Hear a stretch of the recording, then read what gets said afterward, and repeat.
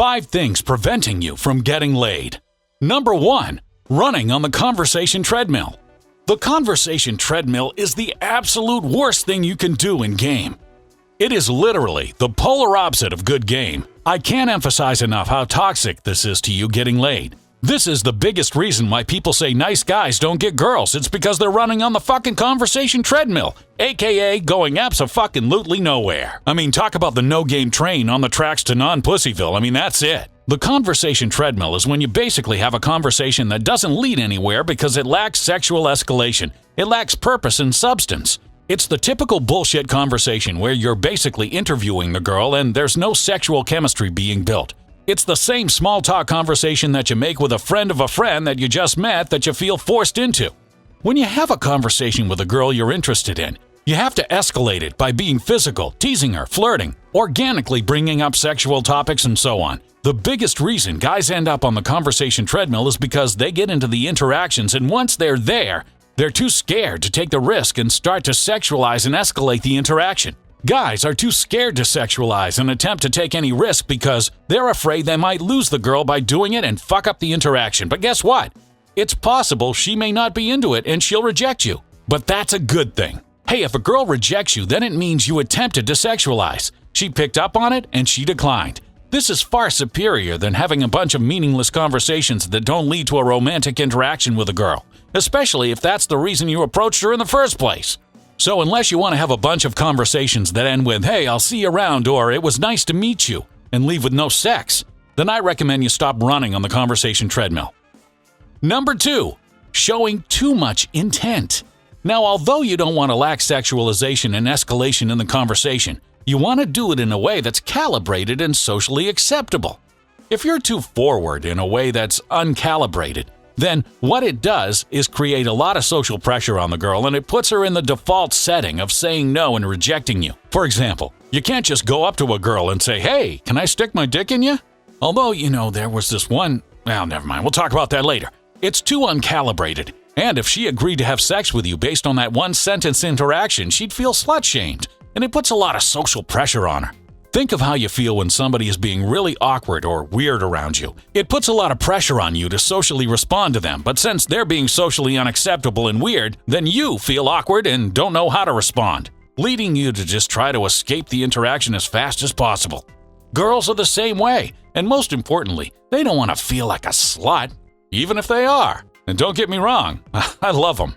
They want to feel like the interaction was supernatural and happened organically, kismet and all that bullshit. Because she doesn't want her friends to judge her for being slutty or sleeping around, so she needs an angle. For example, if she was hanging out with a really cool guy at the bar who was super normal and not creepy, and then she went back to his place for more drinks and then sex just happened, it sounds way better than simply, hey, he made it really obvious he wanted to fuck, so we just went back to his place and had a sex marathon. When that happens, girls start getting nicknames, like Susie Jacuzzi. I mean, everybody loves the band Alice in Chains, but no one wants to be nicknamed that. She doesn't want to feel weird or worse about herself for having sex with you. She wants it to be a positive for her, so make it that way.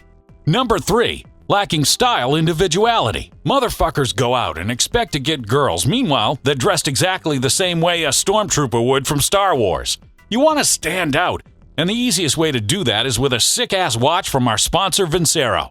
Vincero watches will get you tons, and I mean tons, of compliments from girls. They're also exceptionally high quality and have a super detailed aesthetic design.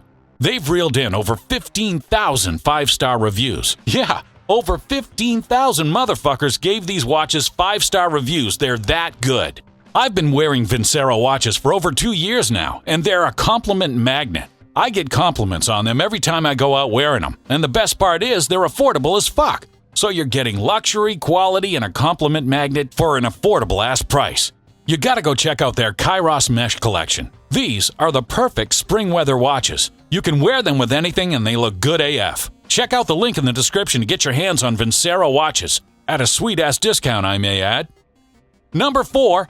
Talking way too softly. If you approach a girl in almost any public setting, be it a club, bar, in class, or anywhere that has other people, you need to talk loudly and with purpose. If you talk way too softly to where she can barely hear you, she's going to assume you don't think what you have to say is important because you're too much of a pussy to say it out loud and proud.